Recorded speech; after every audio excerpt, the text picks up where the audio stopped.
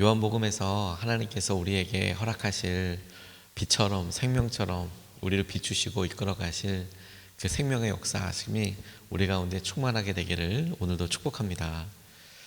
요한의 처음은 세례 요한의 소개로 이어져서 예수님의 등장으로 다시 이어지게 됩니다. 세례 요한은 당시에 사람들에게 엄청난 영향력을 가지고 있었는데 세례 요한의 그 가계 자체가, 그러니까 세례 요한의 신분 자체가 사람들에게 존경받을 만한 그런 제사장으로서, 선지자로서 그렇게 사람들한테 자랑할 만한, 저런 사람이 있었어 라고 할 만한 그런 모습을 갖추고 있었고, 그의 삶도 그랬습니다. 그의 삶도 부하거나 혹은 자신의 명성 자체를 위해서 살아가는 그런 종교 지도자와는 다르게 가난하지만 석청을 먹으면서 옷도 가죽 옷을 입고 다니면서, 그런 사람들을 보았을 때 하나님을 사랑하는 사람, 저렇게 사랑하는 열정이 있구나, 저가 하나님 말씀대로 이 시기를 살아가려고 노력하는 사람, 저런 사람이구나 라고 꼽을 수 있을 만큼의 삶으로 사람들에게 모범이 되고, 그리고 말로써도 사람들에게 큰 영향력을 미치는 그런 사람이었습니다. 그래서 세례 요한의 외적인 것이나 내적인 것이나 그의 삶을 통해서 발견되어지는 것이나, 이 사람은 혹시 그 메시아가 아닐까? 우리가 기다려오던 바로 그런 사람이 아닐까 싶을 정도의 엄청난 영향력과 그런 인정을 받을 만한 사람이었습니다. 나중에 우리가 한번 보게 되겠지만 그의 죽음 앞에서 왕조차도, 이스라엘을 다스리고 있었던 꼭두각시이긴 하지만 왕조차도 세례요한 죽일 때, 처형시킬 때 엄청난 정치적인 그런 부담을 가져야 될 정도로 사람들에게 그리스도처럼 그렇게 여겨질 만한 영향력을 갖춘 사람이었습니다. 그런데 왜 세례 요한의 사역이 필요했다고요? 예수님 때문이 아니고 연약한 우리들 때문에 세례 요한이 필요했다라고 말씀을 드렸지요. 다시 말해서 우리가 그 전에 예수님의 모습이나 이런 일들을 예언으로는, 말씀으로는 보아왔지만 실제로는 본 적이 없지 않습니까? 그분이 예언대로 아주 볼품없는 그런 모습으로 태어났을 때, 실제로 우리가 역사적으로 목수의 아들로 태어나고 이런 여러 일들을 보았을 때 말씀 그대로 이루어진 것이지만 사람들은 족보도 중요하게 여기고 그의 삶도 중요하게 여기고 이렇게 생각하다 보니 아예 기회를 안 주는 거죠.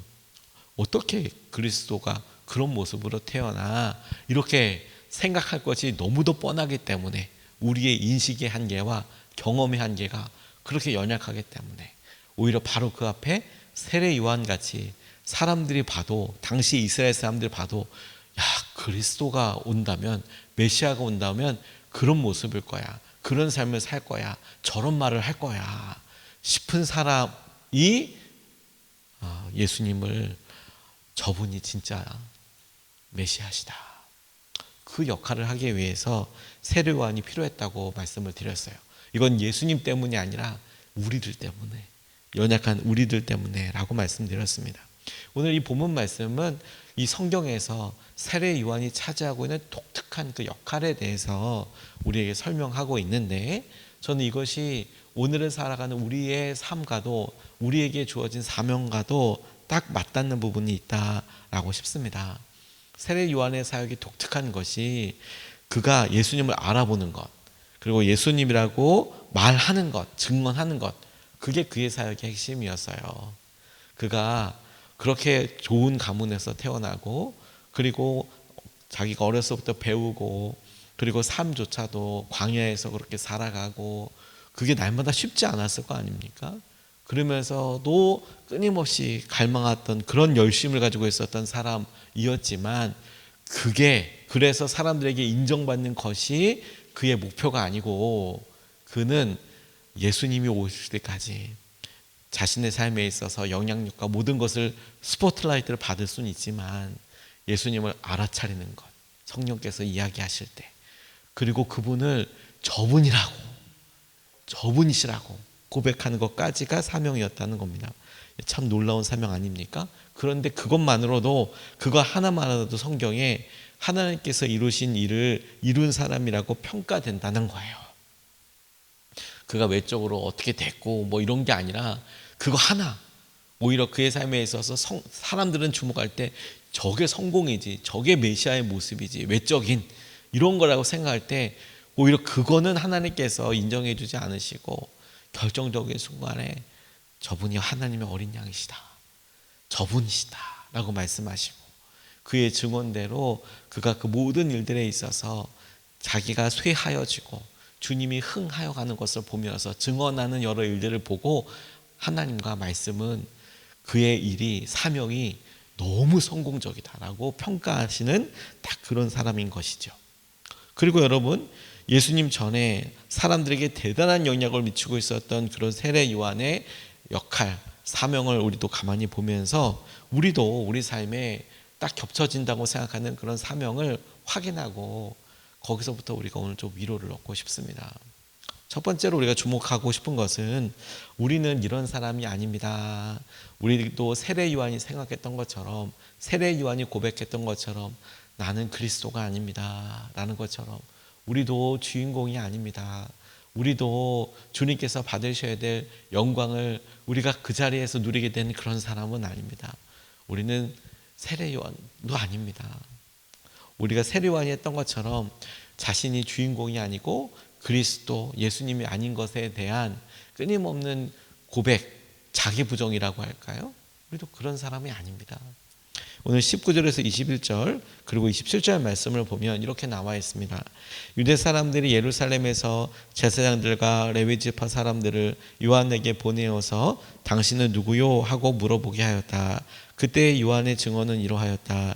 그는 거절하지 않고 고백하였다. 나는 그리스도가 아니요 하고 그는 고백하였다. 그들이 다시 요한에게 물었다. 그러면 당신은 누구란 말이요? 엘리야요? 요한은 아니요 하고 대답하였다. 당신은 그 예언자요? 하고 그들이 물으니 요한은 아니요 하고 대답하였다. 27절 그는 내 뒤에 오시는 분이지만 나는 그분의 신발끈을 풀 만한 자격도 없어. 이것은 요한의 세례를 주던 요단강 건너편 베다니에서 일어난 일이다. 이렇게 설명하고 있습니다. 세례 요한은 자신이 그리스도가 아님을 잘 알고 있었습니다. 근데 이것의 의미를 본인 스스로에 대한 인정도 너무 귀하지만 사람들이 자신을 어떻게 생각하는지에 대한 반응도 중요하다고 싶어요. 그게 무슨 말이냐면 사람들이 거의 오해에 가까울 정도로 그리스도가 아니냐 당신이, 다시 말해서 불을 묻는다라기보다 당신 주위에 사람들이 이렇게 많이 모이며 당신이 세례를 주며 그리고 그것이 나타나고 있는 여러 결과들이나 당신이 딱 보여질 때 하는 말이나 이런 것들이 그냥 그리스도 그분 말 한마디만 하면 사람들이 이분이시다, 우리가 기다리던 메시아가 바로 이 사람이다라고 할 만큼의 영향력을 지금 가지고 있는 상태에서의 받는 질문이라는 거예요. 혹시 당신이 아닙니까? 당신이 혹시 메시아 아닙니까? 그래서 질문이 이어집니다. 당신이 혹시 그럼 엘리야입니까? 그 능력을 보여줄 만한. 그러니까 적어도 이런 질문을 하고 있는 바리새인들에게는 그가 그렇게 보였다는 거예요. 이게 얼마나 대단한 일이냐면 예수님이 제자들에게 사람들이 나를 뭐라고 하느냐라고 물을 때 사람들이 딱 세례 요한에게 이야기했던 것처럼 그렇게 이야기합니다. 어떤 사람은 엘리야라고 합니다. 예수님을. 어떤 사람은 세례 요한이 다시 온 거라고 그렇게도 이야기합니다. 예언자라고 막 얘기합니다 라고 이야기할 때 세례 요한이 딱 등장하잖아요. 그런데 세례 요한의 영향력이 얼마나 대단했는지 그런 상태 앞에까지 갔다는 거예요. 사람들이 봤어요. 여기서 그래, 내가 보니 기다려도 메시아가 눈에 안 보이는 것 같고 그리고 사람들의 열망이 이러하니 내가 그래, 나라도 하나님께서 하신 말씀대로 나라도 이 역할을 한번 해보자, 이렇게 욕심을 낼 만도 하고, 혹은 딱 그 순간에 말만 안 하면, 스스로 말만 안 하면 분위기가 메시아가 왔다고, 이분이 이렇게 말씀하시는 게 이거 메시아가 아니냐고 이렇게 인정받을 만한 상황으로 가고 있는데 그가 오히려 거꾸로 자기가 아니라고 명확하게 이야기하고 있습니다. 뿐만 아니라 자신을 통해서 증언된 그분 앞에서 자신이 신발끈을 풀 만한 자격도 없다는 것에 대해서 그는 잘 알고 있었습니다. 나는 내 뒤에 오실 분에 비해서 그분의 신발끈, 다시 말해서 종 노릇도 하지 못할 만큼의 그런 사람입니다. 주님 앞에서의 겸손, 세례 요한이 갖고 있었던 가장 보배롭고 귀한 것이 바로 그 부분이라고 싶어요. 그리고 여러분, 우리도 똑같은 마음의 점검을 해보고 싶습니다. 우리 삶의 주인은 누구입니까? 우리의 삶의 주인은 주님이 맞으십니까? 우리도 가만 생각해 보면 우리에게 하나님께서 하실 여러 일들과 상황들을 보며 우리가 정말 주인공이 아니라는 것을, 자신이 주인공이 아니라는 사실을 늘 잘 의식하고 있나? 이것은 우리에게 작은 일까지도 너무 중요합니다. 왜냐하면 가만히 있으면 그래 숟가락 얹어가지고 그런 영광과 마음을 그렇게 누리게 되는 경우들이 있죠. 우리가 일부러 그런 건 아니지만 흔히들 그렇게 누릴 수 있는 것들 중에 하나가 무엇이냐면, 우리가 여러 사람들을 위해서 안타까운 형편과 상황들을 알기 때문에 기도하지 않습니까? 너무 좋은 일이죠. 중보기도 하고 아픔을 같이 살피고 너무 중요한 일이죠.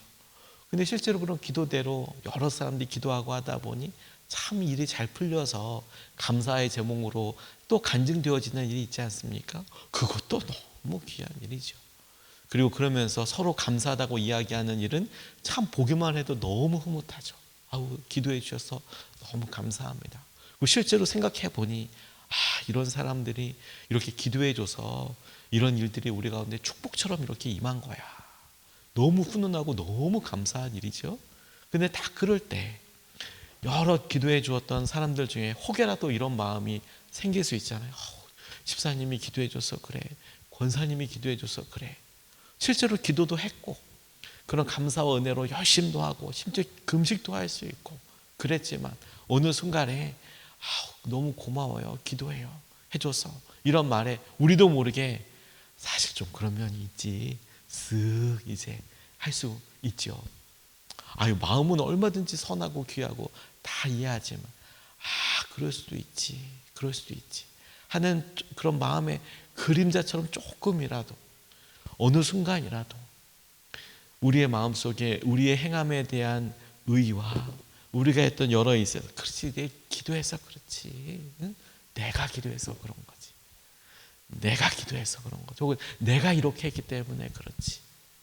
우리가 무슨 왕, 메시아 이런 것까지 우리는 뭐 그렇게 노리는 사람 많지 않습니다. 근데 다만 조금이라도 주님께서 하실 여러 일들에 이런 것을 싹 얹고 갈 수 있는 그런 위험들이 사실 목회자인 저한테도 너무 많거든요. 주님이 하시는 일이잖아요.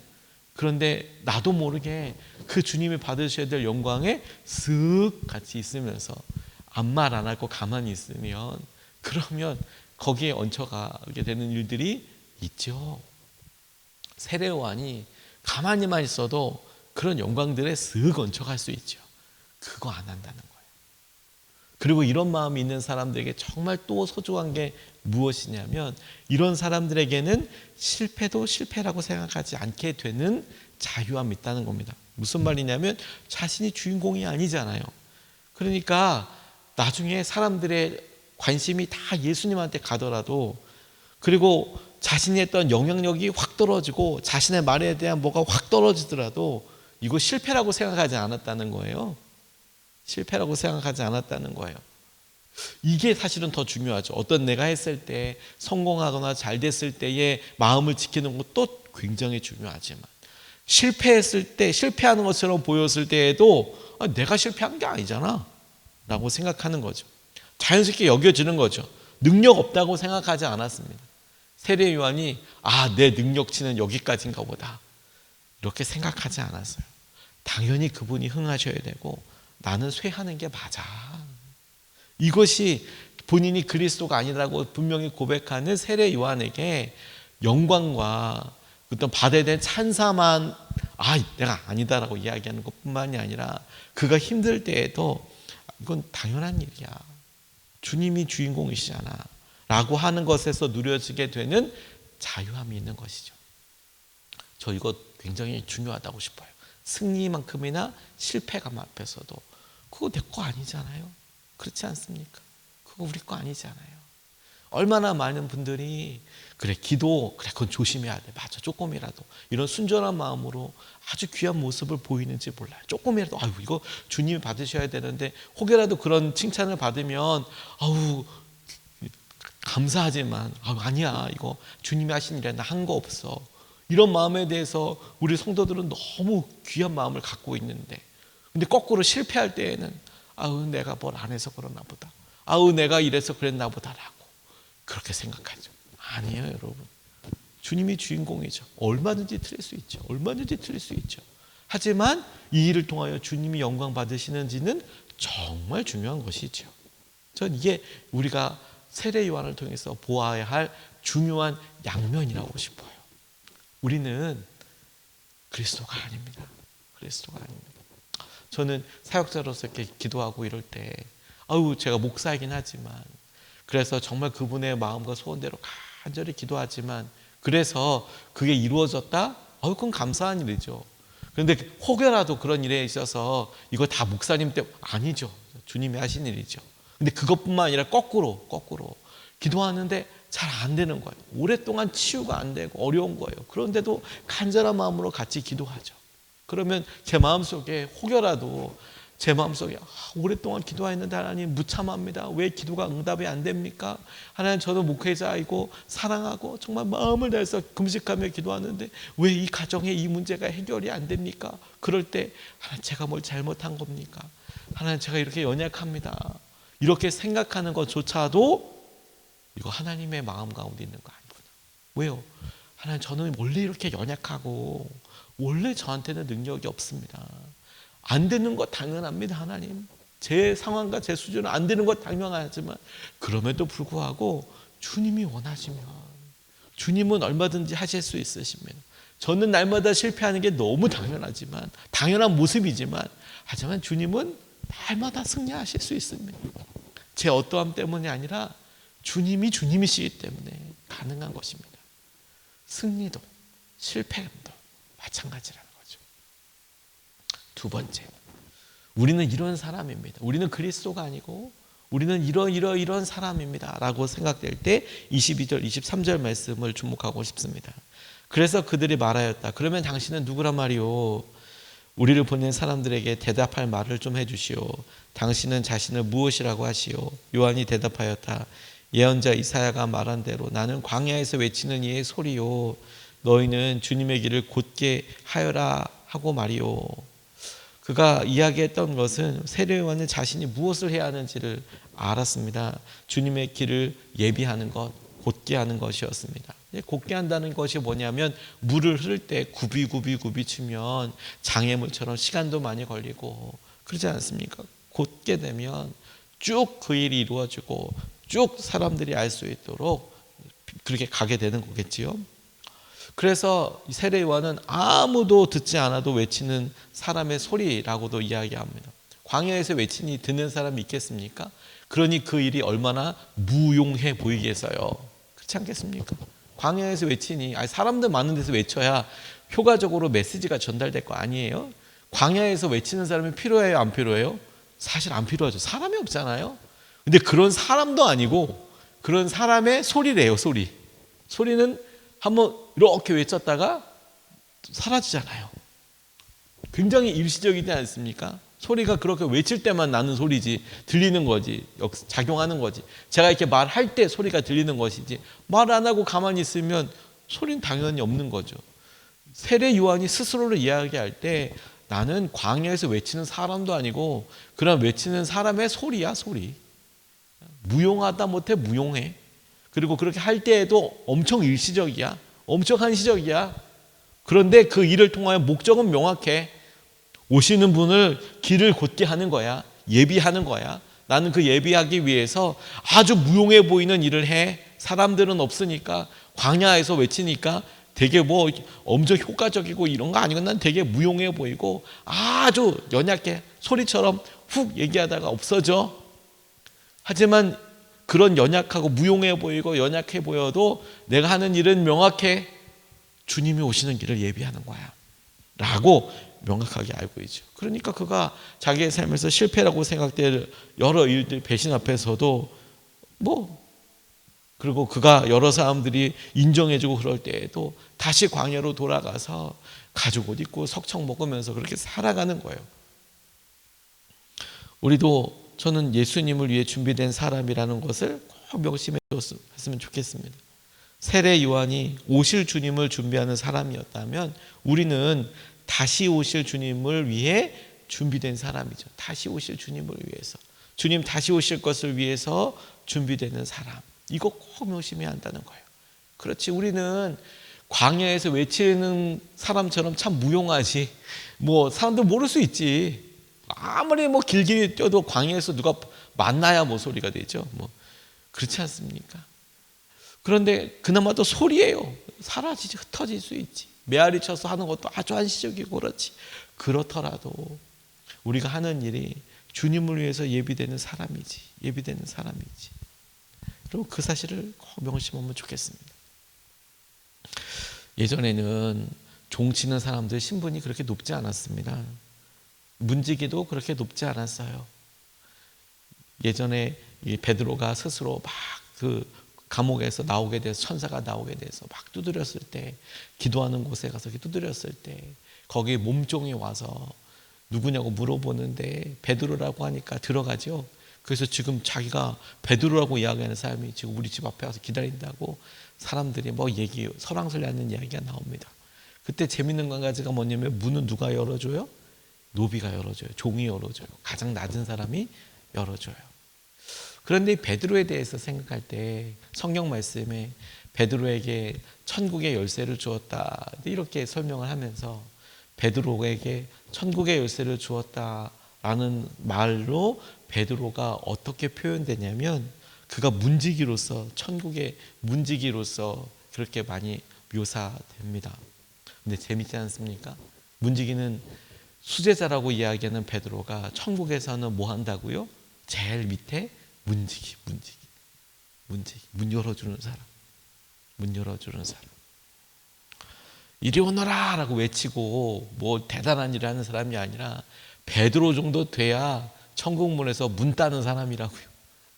베드로 정도 돼야 우리가 베드로의 삶을 보면서 혹여라도 존경하고 혹여라도 깜짝 놀랄 만한 그런 마음이, 열심히 사랑이 있다면, 오늘 우리가 그래 주님 오실 길을 예비하며 하나님께서 하실 일들을 우리가 마주하고 예비하고, 그렇지, 우리의 삶의 주인은 주님이시지 내가 아니지.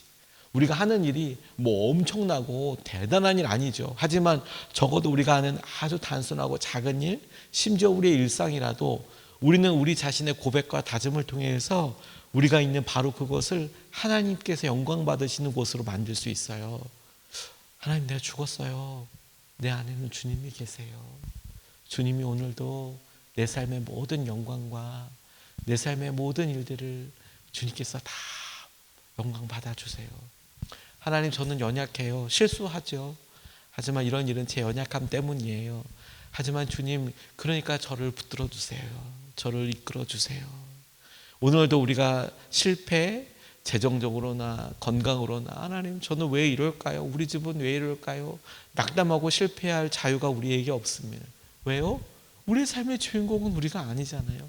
다만 우리가 진짜 신경 써야 될 것은 뭐냐면, 우리 삶을 통하여 우리의 사랑하는 예수님이 영광 받으시나, 존귀함과 찬양을 받고 계시나. 여러 사람은 아닌데요, 그렇죠, 우리의 영향력이 그러지는 못하도 세례 요한처럼 우리가 얘기할 때마다 우리 주위의 가족들이, 사람들이 다 예수님을 찬양해야 되는 일이 있으면 좋지만 그렇지 않죠. 우리야말로 광야에서, 우리가 일하는 일 자리하는 내 자리에서, 아무도 만나지 않는 가정의 우리 공간에서 그렇게 있을지 몰라도 광야에서 외치는 사람의 소리처럼, 부엌에서 외치는 사람처럼, 우리의 직장에서 외치는 사람처럼 우리가 주님의 길을 예비하고 찬양하고 주님을 높여드리는 일을 우리는 할 수 있죠. 그 일에 주님께서 보시고 세례 요한보다 더한 기쁨과 은혜로 저와 여러분들의 삶을 기뻐 받으시고, 주님 앞에 우리의 삶이 기쁨의 예배가 되기를 주님의 이름으로 축복합니다.